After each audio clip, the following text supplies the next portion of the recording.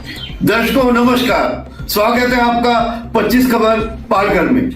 मैं हूं तेजेंद्र सिंह। चलिए चलते हैं आज की खबरों की ओर। नाला सोपारा का झाबरपाड़ा बन रहा है दूसरा धारावी। बहुजन पार्टी से नगर सेवकी की ताल ठोकने वाला ही है इसका मास्टरमाइंड। सूत्र: महानगर पालिका की मिलीभगत से झाबरपाड़ा में एशिया की सबसे बड़ी झोपड़पट्टी बनने जा रही है। सहायक आयुक्त और लिपिक विकास मोहिते की हो गहन जांच। क्या भ्रष्टाचार की भेंट स्वीकार कर करवाया जा रहा है झाबरपाड़ा में अवैध निर्माण? मीरा भायंदर वसई विरार पुलिस आयुक्तालय के महिला अत्याचार प्रतिबंधक विशेष बालक संरक्षण अपराध शाखा की टीम ने मुखबिर की सूचना पर विरार पश्चिम की एक बिल्डिंग में चल रहे देह व्यापार के गोरखधंधे पर छापेमारी कर 2 महिला दलाल को गिरफ्तार करने के साथ ही 2 पीड़ित लड़कियों को उनके चंगुल से मुक्त कराया है। विश्वविद्यालय जोन क्रमांक 2 के अंतर महाविद्यालयीन क्षेत्रीय स्तरीय वॉलीबॉल टूर्नामेंट में रामनारायण झुंझुनवाला कॉलेज ने पुरुष वर्ग में ठाकुर कॉलेज को कड़े मुकाबले में हराकर फाइनल खिताब जीता, जबकि महिला वर्ग में एनके कॉलेज ने ठाकुर कॉलेज को हराकर फाइनल खिताब जीता। पालघर नगर परिषद के चुनाव 2 दिसंबर को हो रहे हैं। चूंकि महापौर पद के लिए शिवसेना शिंदे गुट के सबसे ज्यादा उम्मीदवार हैं, इसलिए इस बात को लेकर उत्सुकता बनी रहेगी कि कौन उम्मीदवार होगा। निवर्तमान नगर परिषद में शिवसेना शिंदे गुट के 12 नगर सेवक थे। पूर्व दहानू महापौर एनसीपी अजित पवार गुट के जिला उप प्रमुख और पूर्व शिवसैनिक रविंद्र फाटक शिवसेना के प्रमुख नेता और महाराष्ट्र के उप मुख्यमंत्री एकनाथ शिंदे की उपस्थिति में शिवसेना में शामिल हो गए। रविंद्र फाटक दहानू के एक विद्वान व्यक्तित्व हैं और पूर्व शिवसैनिक हैं। पालघर जिले की 3 नगर परिषदों और 1 नगर पंचायत के आम चुनाव 2 दिसंबर को होंगे। नामांकन पत्र दाखिल करने के तीसरे दिन किसी भी नगर परिषद या नगर पंचायत चुनाव के लिए एक भी आवेदन दाखिल नहीं हुआ, इसलिए नामांकन पत्र दाखिल करने की अवधि खाली है। सत्ता है तो कुछ भी करेगा, जो रोकेगा टोकेगा तो उसको फोड़ेगा। वसई विरार शहर मनपा प्रभाग समिति जी कार्यक्षेत्र चिंचोटी स्थित सर्वे नंबर 34, सर्वे नंबर 39 व सर्वे नंबर 85 में क्रमशः अंकित थोराट व अन्य लोगों द्वारा अवैध नवनिर्माणों को बड़े पैमाने पर दिया जा रहा है अंजाम। क्राइम ब्रांच सेल 2 वसई ने पालघर जिले के वसई से स्टील चोरी करने वाले एक गिरोह को गिरफ्तार करने में सफलता हासिल की है। 11 नवंबर 2025 को गुप्त सूचना के आधार पर पता चला कि कुछ आरोपी अग्रवाल नगरी रोड नंबर 2 वसई पूर्व के पास अग्रवाल पार्टी लॉन्स हॉल के खुले मैदान में ट्रेलरों से अवैध रूप से स्टील चोरी कर रहे हैं।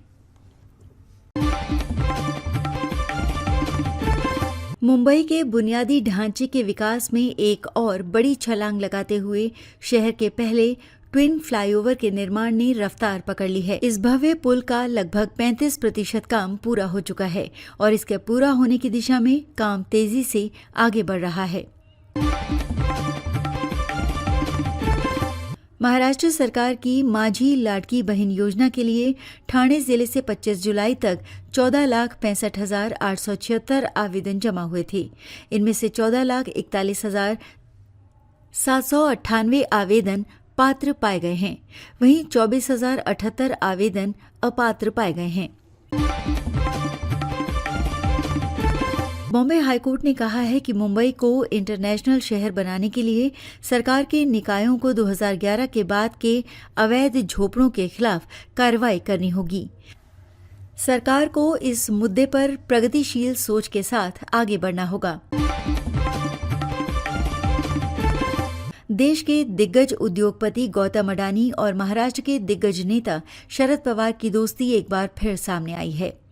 एक कार्यक्रम में गौतम अडानी और शरद पवार दोनों एक ही सोफे पर बैठे। दोनों के बीच गर्मजोशी से बातचीत भी हुई। इस मौके पर सीएम फडणवीस भी मौजूद रहे। मुंब्रा वाले जिस शिक्षक से पूछताछ जारी है, उसका इस मामले में न तो कोई प्रत्यक्ष संबंध और न ही वो किसी भी रूप में आरोपी या उसके लोगों के साथ मिले होने की उसकी जानकारी मिली है। इसके बावजूद एटीएस की जांच जारी है।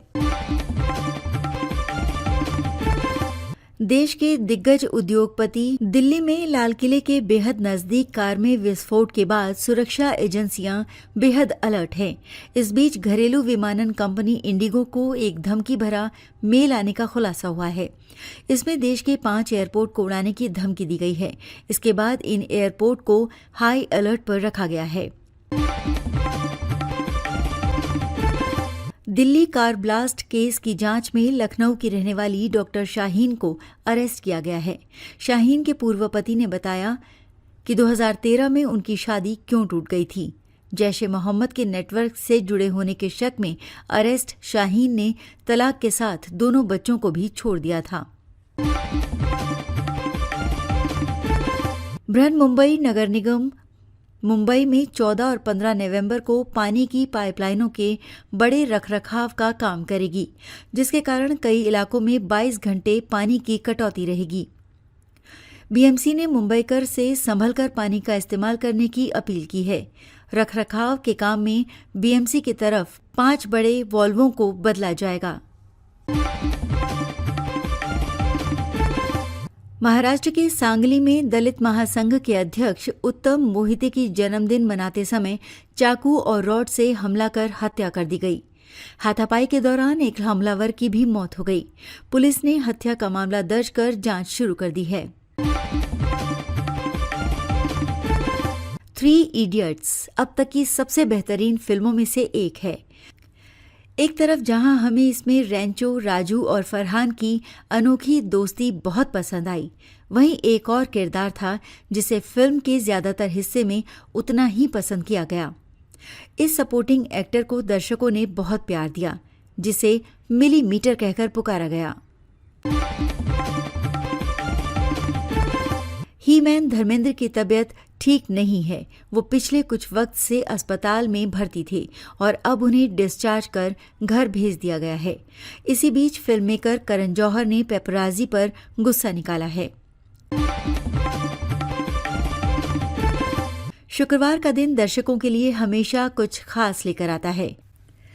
14 नवंबर का दिन ओटीटी और थिएटर लवर्स दोनों को वीकेंड ही नहीं बल्कि वीकडेज पर भी मनोरंजन का फुल डोज मिलने वाला है। तो देर किस बात की, चलिए फटाफट से देख लेते हैं इस फ्राइडे रिलीज होने वाली सीरीज और फिल्मों की पूरी लिस्ट। शोले के वीरू धर्मेंद्र को 12 नवंबर 2025 को मुंबई के ब्रीच कैंडी अस्पताल से छुट्टी दे दी गई। 31 अक्टूबर 2025 को धर्मेंद्र को सांस लेने में तकलीफ की शिकायत के बाद अस्पताल में भर्ती कराया गया था। अब बच्चे उनका घर पर ही ख्याल रख रहे हैं। इस बीच उनकी पहली पत्नी प्रकाश कौर पूरे टाइम उनके आसपास मौजूद दिखीं। करीब 2 दशक के बाद हॉलीवुड का most anticipated sequel the Devil Wears Prada 2 बड़े पर्दे पर दस्तक देने के लिए तैयार है। एनी हैथवे और मेरिल स्ट्रीप स्टार्टर फिल्म का धांसू टीजर रिलीज किया गया है। हमारे चैनल को अभी सब्सक्राइब करें और बेल आइकन दबाना न भूलें। धन्यवाद।